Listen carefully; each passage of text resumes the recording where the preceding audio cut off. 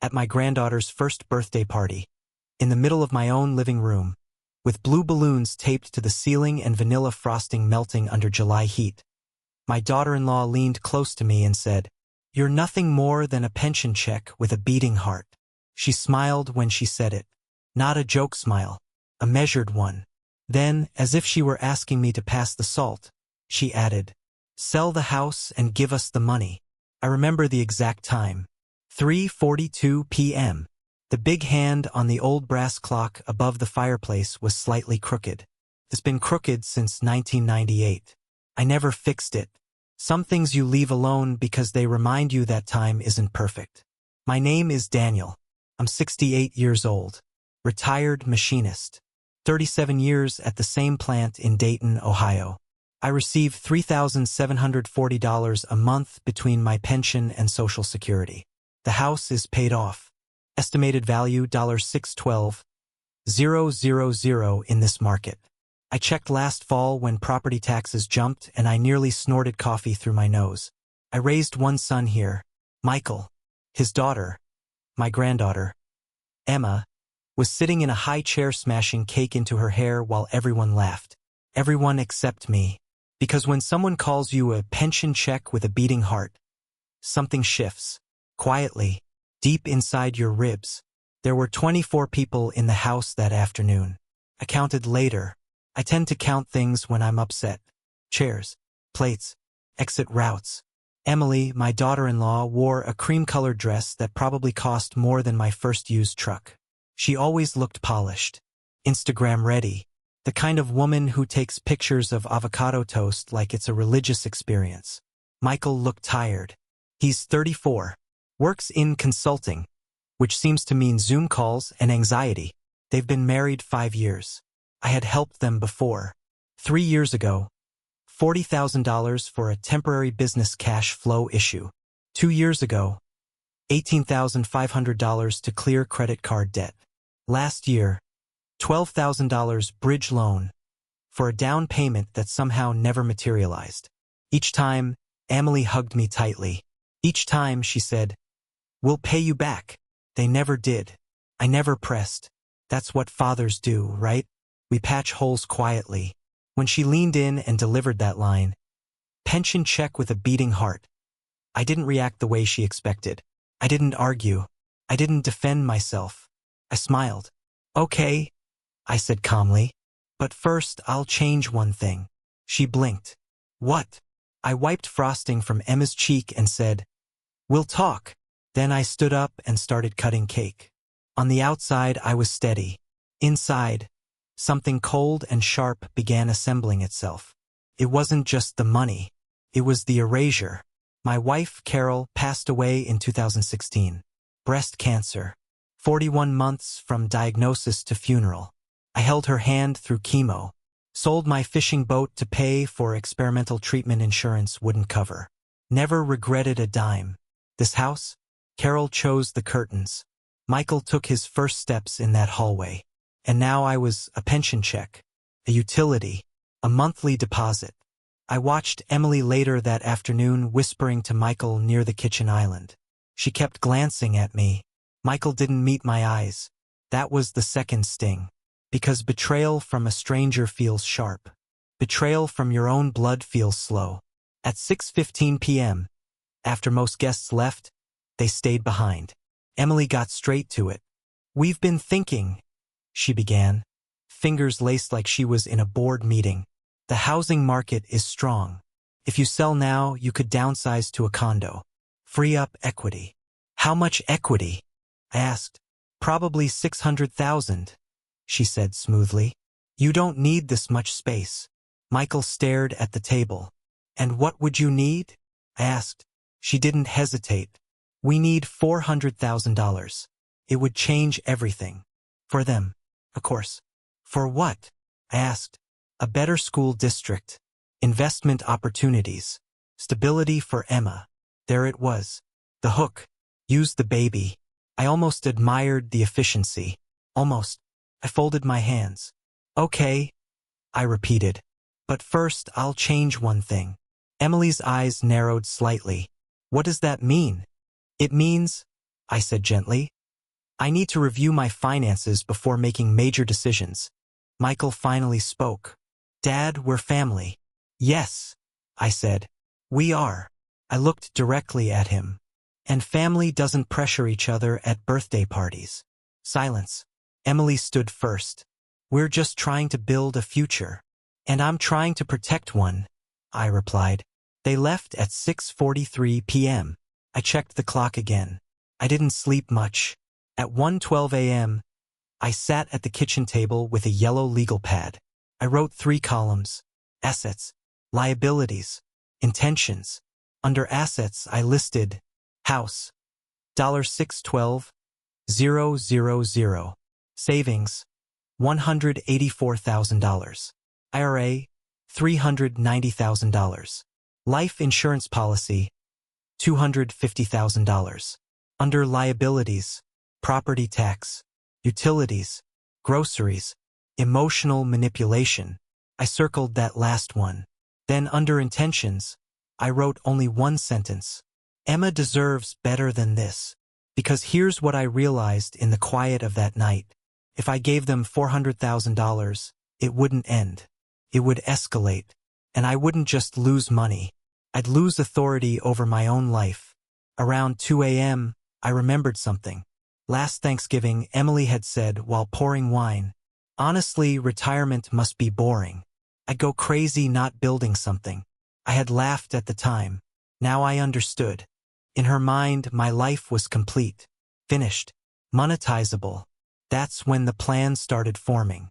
Slow at first, like ice spreading across water. The next morning, at 9:03 a.m., I called someone I hadn't spoken to in years. Harold Stein, estate attorney. Met him in 2009 when Carol and I updated our will. Daniel, he answered. Harold, I said. I need to change one thing. He chuckled lightly. That's what everyone says before they change everything. He wasn't wrong. I scheduled an appointment for Thursday. I didn't tell Michael. I didn't tell Emily. I just made coffee and watered Carol's roses. Because revenge doesn't always roar. Sometimes it reorganizes paperwork. And for the first time since that sentence, pension check with a beating heart. I didn't feel old. I felt alert. Thursday morning, 10 a.m., I sat in a leather chair across from Harold Stein's desk. Same office. Same diplomas on the wall. Same faint smell of coffee and old paper. But this time I wasn't planning for death. I was planning for boundaries. Harold adjusted his glasses and looked at me carefully. You sound different on the phone, he said. I was called a pension check with a beating heart, I replied. He didn't laugh. Ah, he nodded slowly. So this is about leverage. Yes, I said. And legacy. We went through everything line by line. House. Approximately $612,000 market value. Savings. $184,000 liquid. IRA, $390,000. Life insurance, $250,000. Novitz. Harold leaned back. You're in strong shape, he said. What's the threat? They want $400,000. They say it's for my granddaughter. I believe it's for lifestyle. Harold didn't look surprised. How often have you given them money? I told him. He made a small sound in his throat. Not judgment, just recognition. Daniel, he said, folding his hands. You're not dealing with emergency support. You're dealing with expectation. That word hit hard. Expectation. Not gratitude. Not partnership. Expectation. On the drive home, I replayed moments I had brushed aside before. Emily texting me directly instead of Michael. Hi Dad Redheart, any chance you could help us just this once? Always just this once. I remembered overhearing her once on the phone. He won't say no. He never does. At the time, I thought she meant Michael. Now I knew better. And then something else came back to me. 2 months ago, Michael asked if I would consider adding his name to the deed for tax efficiency. I had said I'd think about it. Thank God I didn't. That wasn't planning. That was positioning. Thursday afternoon, Harold laid out options. You have 3 main tools, he said. a revocable living checks I'd written.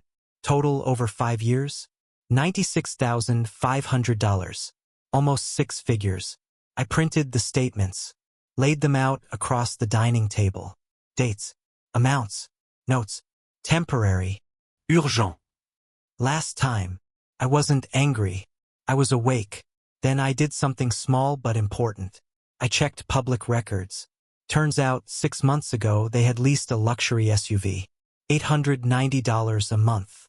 2 months ago, Emily had started an LLC for brand consulting. Instagram followers, 3,200. Revenue? I doubted much. But expenses? I could imagine. It wasn't survival they wanted. It was acceleration. With my fuel. Monday, 11:30 a.m.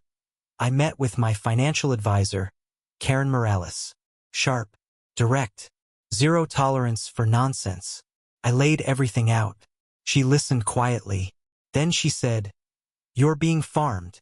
I raised an eyebrow.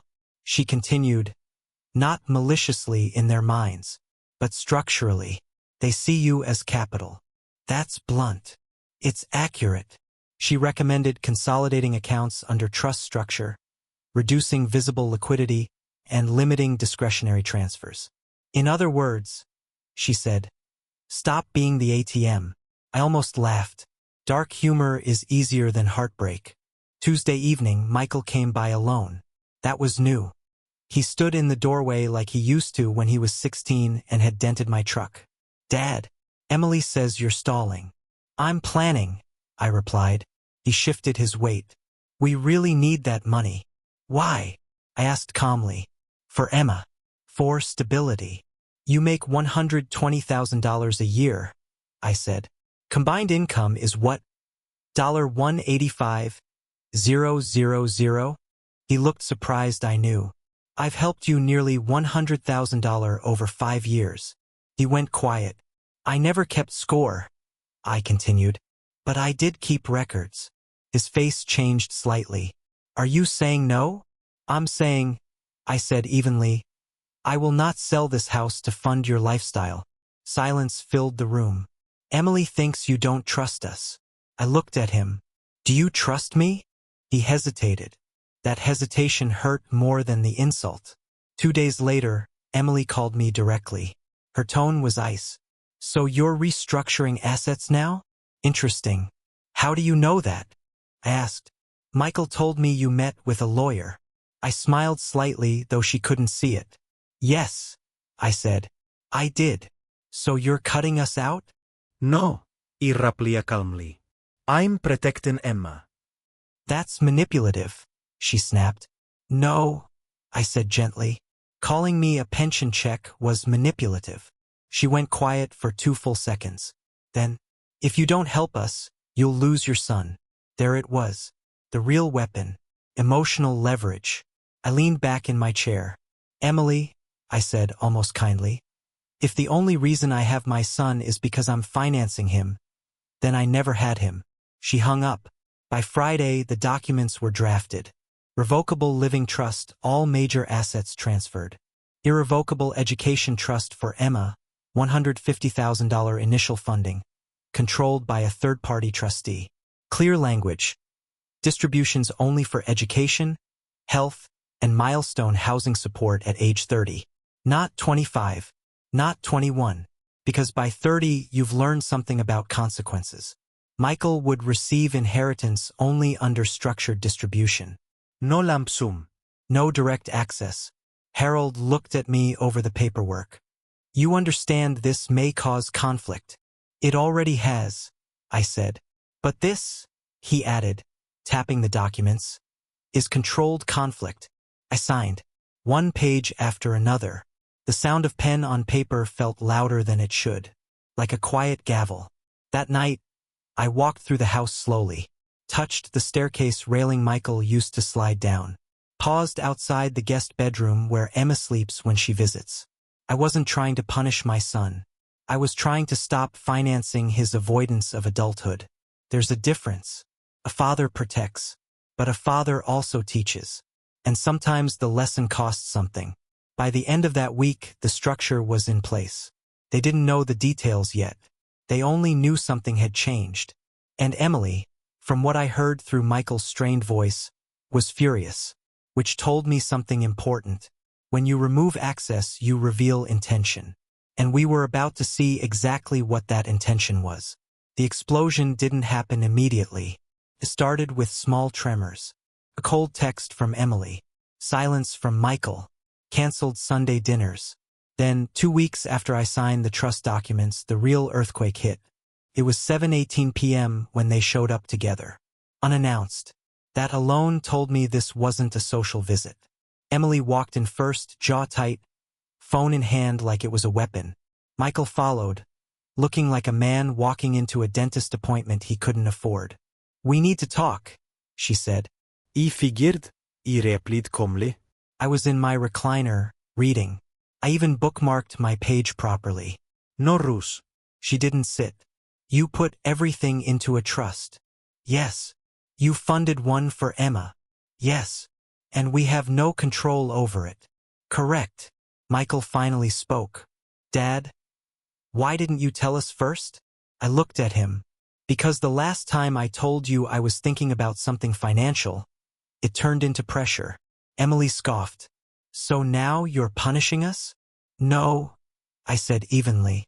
I'm removing leverage. Silence. You could hear the refrigerator hum. Emily stepped forward. "Do you even understand what you've done? We were counting on that money." "That's exactly the problem," I replied. Her face flushed. "We made plans. With my house." I asked quietly. Michael rubbed his face. "Dad, it's not like that." "It is exactly like that." Then I did something deliberate. I walked to the dining table and laid out printed statements. Bank transfers, checks, dates, amounts. Total, $96,500. Emily stared at the papers.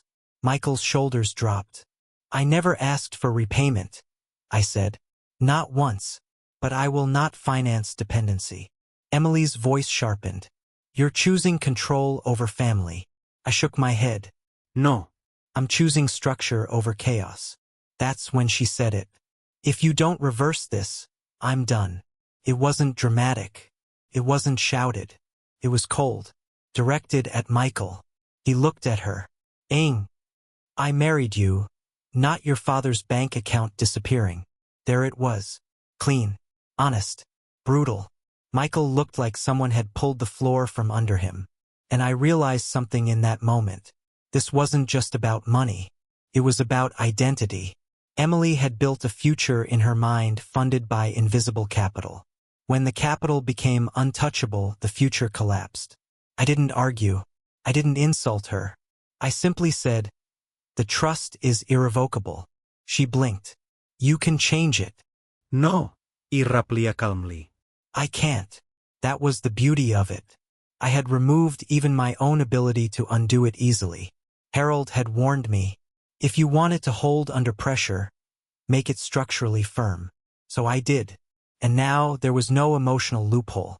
Emily's eyes shifted. "You chose paperwork over us." "No," I said gently. I chose Emma over impulse. She turned to Michael. "We're leaving." And they did. But something had already cracked. 3 weeks later, Michael came alone again. This time he looked thinner. "Emily moved out," he said quietly. I didn't react outwardly. "Where?" "With her sister. For now." He sat down heavily. "She said she can't build a life with uncertainty." "Uncertainty?" I asked. He laughed once, bitter. "She says without liquidity, there's no growth." Couldn't help it. I snorted softly. "Liquidity," I repeated. "Is that what I am now? A frozen asset?" He didn't smile. "She says you manipulated this." "I protected this," I replied. He looked up at me, eyes tired. "She wanted guarantees." "And what did you want?" I asked. He didn't answer immediately. Finally, "I wanted everything to just work." That's the problem with adulthood. It doesn't just work. It requires discipline. 2 months later, divorce papers were filed. No screaming matches. No dramatic scenes. Just financial disagreement turned existential fracture. Emily fought. Yes, I replied quietly. That landed. Not as accusation, as truth. The final hearing happened 6 months after Emma's birthday. Divorce granted. Joint custody. Financial separation. Emily left with her car lease, her LLC, and a very different future than the one she'd envisioned. Michael moved back into the guest room. The same room he'd slept in when he was 17 after his first breakup. Life has a strange sense of humor. Only this time, there was a crib in the corner for Emma. He found a second consulting contract. Cut expenses. Sold the SUV. Canceled luxury subscriptions. For the first time, he began building from his own foundation. No shortcuts. No silent transfers from Dad. And something unexpected happened. He started standing differently, less entitled, more grounded. One evening, while Emma napped upstairs, Michael said, "I used to think your money meant security." I stirred my coffee. "And now I think your boundaries meant love." That was the moment. Not the divorce decree. Not the signing of documents. That sentence. Because the real climax wasn't Emily leaving. It was my son waking up. And I didn't need to shout. I didn't need to win. I just needed to hold the line. Paper can be stronger than emotion. Structure can be louder than anger. And sometimes the most powerful confrontation is the one that never raises its voice. Divorce doesn't explode. It settles. Like dust after a building collapses. You don't notice how much is in the air until you try to breathe. Michael moved back in officially on October 3rd. I remember because the maple tree in the front yard had just started turning red. Carol used to love that tree. Said it looked like it was on fire without burning anything down. Life became quieter. No more tension-filled group dinners. No more strategic glances from across the kitchen island. No more subtle inventory checks of my belongings. Just 3 generations under one roof. Michael in the guest room. Emma's crib beside him. Me in the same bedroom I've slept in for 42 years. Could have felt like failure. Instead, it felt honest. The first month was rough for him. I watched it carefully but said little. He opened spreadsheets at the dining table late at night. Cut subscriptions. Negotiated bills. Canceled the $890 SUV lease. Took a penalty hit of $7,200. He didn't ask me to cover it. That mattered. He picked up freelance contracts, extra consulting hours, even drove for a rideshare service on weekends. The first time he left the house at 6 a.m. in a used Toyota Corolla, he bought for $9,800 cash. I almost smiled. Humility looks good on a man. It fits better than entitlement. One night, around 11 p.m., I heard him crying quietly in the kitchen. Not loud, not dramatic. Just the sound of someone recalculating their life. I didn't walk in immediately. I gave him 10 minutes. Then I stepped out and poured 2 glasses of water. No speeches. No, I told you so. Just presence. He said something that stuck with me. I thought providing meant earning more. I didn't realize it meant standing up. That was the second awakening. The first was when Emily left. The second was when he understood why. Emily tried one last move. 3 months post-divorce, her attorney sent a letter questioning the trust's fairness. Alleged it was structured to intentionally reduce marital assets. Harold handled it smoothly. The trust had been created before divorce proceedings began. Fully legal. Properly funded. No commingled marital property. Cold paperwork beats emotional arguments every time. Her challenge dissolved within weeks. When access disappears, motivation changes. She stopped calling, stopped threatening, stopped orbiting. And for the first time in years, my phone was quiet. Here's something people don't say out loud. When you set boundaries, you don't just punish the antagonist. You reassign responsibility. Emily lost the future she imagined. But Michael gained something more valuable than the $400,000 she wanted. He gained adulthood. And Emma gained stability. Her education fund grew quietly in the background. Market returns were modest but steady. Karen projected it could reach over $300,000 by the time she turns 18. assuming average growth. Not a flashy inheritance. A foundation. Big difference.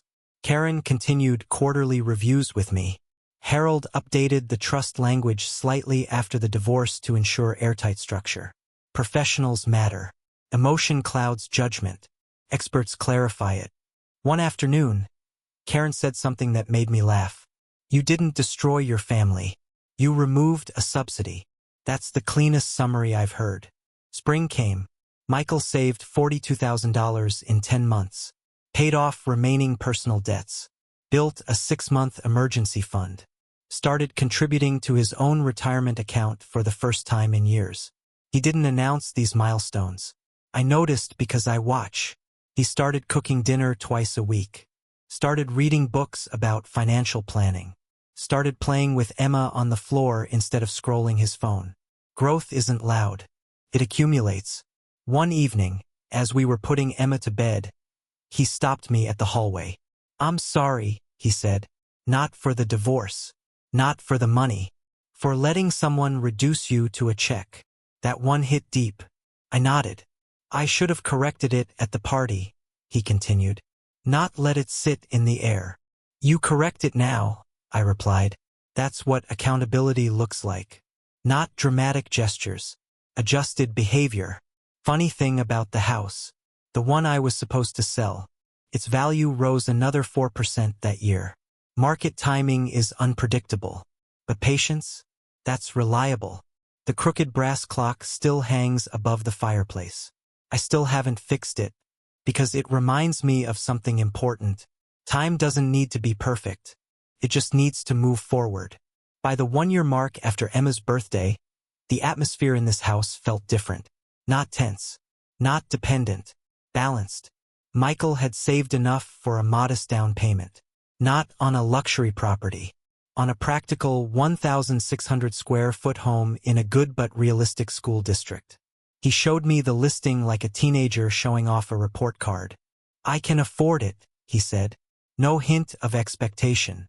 Just pride. That's when I knew the redistribution was complete. Not of money. Of mindset. The suspense had faded. The courtroom echoes were gone. The arguments were history. What remained was structure, discipline, and something that had been missing for years. Mutual respect. And I didn't have to raise my voice once. Emma turned 3 last month. We celebrated in the same living room. Same brass clock. Still crooked. Still ticking. But the air felt different. No tensión. No silent calculations. No one scanning me like a portfolio. Just cake. Laughter. Toy dinosaurs. A stubborn balloon that refused to float properly. Life doesn't erase what happened. It reframes it. Michael closed on his own home 8 months ago. Purchase price, $318,000. Down payment, $64,000. Every dollar saved by him. Mortgage, manageable. Fixed rate, conservative. He didn't ask for help. He did ask for advice. That was new. Dad, what did you look for when you bought this place? Not, can you cover closing costs? Advice builds independence. Money can delay it. I helped him inspect the foundation, checked roof age, looked at drainage slope, practical father things, the kind that don't require a wire transfer. Karen sends me quarterly summaries. The trust has grown steadily. Conservative allocation. Diversified index funds. No speculation. Current value, $176,400. It's not flashy. It's patient. And here's the part one never told anyone. The trust doesn't just protect Emma from instability. Protects her from me. From my emotions. From my impulses. From guilt-driven generosity. Structure is protection from weakness, even your own. A few weeks ago, Emily requested a meeting. Public place. Coffee shop. Neutral ground. She looked different. Less polished. More real. I miscalculated, she said plainly. That surprised me. In what way? I asked. I thought security came from access. I didn't understand it could come from limits. I didn't gloat. There was nothing to win. She explained she'd downsized her apartment. Closed the LLC. taken a salaried marketing job. Predictable income, less image, more stability. I was angry. It isn't even the insult at the birthday party. The real reversal is this. When I stopped financing dysfunction, I started financing growth. Not with money, with boundaries. Michael now budgets monthly, contributes to his own retirement, has $58,000 in savings again, rebuilt from zero, reads bedtime stories instead of arguing about equity. He once told me, I thought love meant giving. I didn't know it meant refusing sometimes. That's the inheritance. Not the house. Not the accounts. The principle. Here's what I've learned at 68. If someone sees you as a resource instead of a relationship, no amount of generosity will change that. But one boundary might. The best revenge isn't destruction. It's reallocation. Reallocating power. Reallocating responsibility. Reallocating dignity. Cold revenge through law isn't about punishment. It's about architecture. You build a structure that makes manipulation impossible. And then you step back. No screaming. No dramatic ultimatums. Just paperwork and patience. Sometimes the most powerful sentence isn't, I'll get even. It's no. Last week, Emma pointed at the crooked brass clock and said, Grandpa, fix it. I laughed. Maybe I will someday. But part of me likes it slightly off. It reminds me of that afternoon, 3:42 p.m., when someone tried to reduce me to a monthly deposit, and how I chose not to react with anger, but with alignment. I didn't lose my son. I didn't lose my granddaughter. I didn't lose my house. I gained clarity. And here's the quiet truth. If I had sold the house and handed over $400,000, I might still have my son nearby, but he would never have grown. Love without boundaries creates dependency. Boundaries with love create strength. Money can buy comfort, cannot buy character. Family love cannot be wired, transferred, or deposited. It's built, sometimes painfully, sometimes slowly, but always intentionally. So if you ever find yourself reduced to a pension check with a beating heart, smile. Then change one thing. Not them. Your structure. Because the best revenge is self-preservation and living well.